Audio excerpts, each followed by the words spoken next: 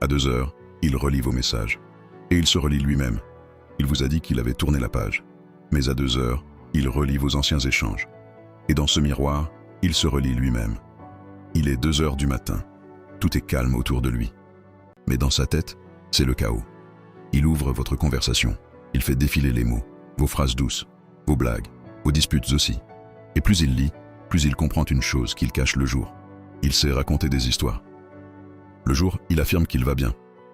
Il dit à ses amis qu'il avance, qu'il profite, qu'il n'a pas besoin de vous. Mais la nuit, face à vos anciens messages, il revoit ce qu'il a détruit.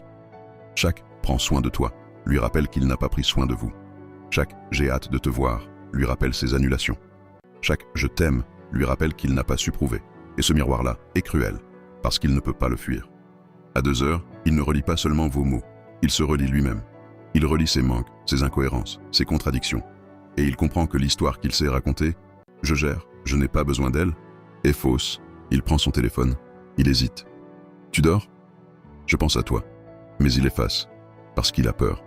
Peur que vous lisiez son désordre, peur de perdre la maîtrise.